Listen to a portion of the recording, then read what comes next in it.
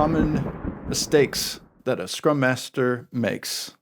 It almost sounds like a greeting card or something. And we're going to fill in the inside. So we're going to go rapid round on this. We're going to go Jason, Rob, me. Just start naming mistakes, and we'll just kind of keep going in a cycle till we've got 9 of them. And then maybe we'll address one or two. All right, go for it, Jason. Trying to solve all the problems, being chief problem solver. Okay. Being a Scrum cop. Being a Scrum cop and coming in and saying, you're not doing Scrum right. Nobody cares. That's not Scrum. Okay. Thinking everything's an impediment when it's not. That's 3. Enforcing the way we do things just because that's how we did it on my last team. Ooh. Oh, I was going to go with story points on the next one. Making people use story points even though they have no idea why you're doing that. Okay, I'm going to go with Scrum Masters who basically turn themselves into reporting admins. So they're like team managers.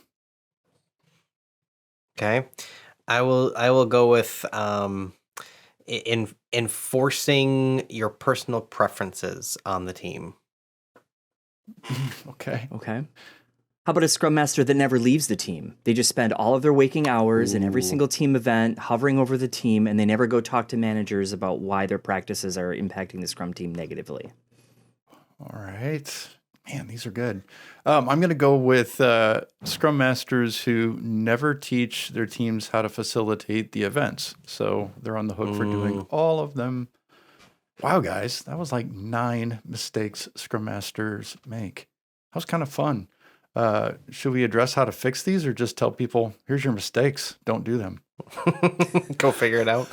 I mean, I can just say, just from a quick high level, I think working yourself out of the job, I think is a little bit too far. I don't think the team will ever no longer need you as a Scrum Master. I often make the analogy, even a Super Bowl winning football team still needs a coach.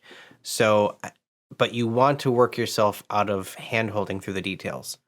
If you're doing your job right, the team should get better and better at what they're doing, and you can spend less and less of your time focusing on, okay, Scrum team, this is how we run a retrospective, or this is how we solve an impediment. You can spend less of your time on those basics and more of your time working on bigger organizational-wide impediments with bigger impact. That's a general theme for me. Okay. That's a good thing. My head was going to like being a parent. I mean, if you want your kids to eventually grow up, make a lot of money, and support you in retirement, don't you have to teach them how to get a job and how to be responsible adults and pay your taxes and save money so that you can kick back with a Mai Tai on a beach somewhere in your golden years?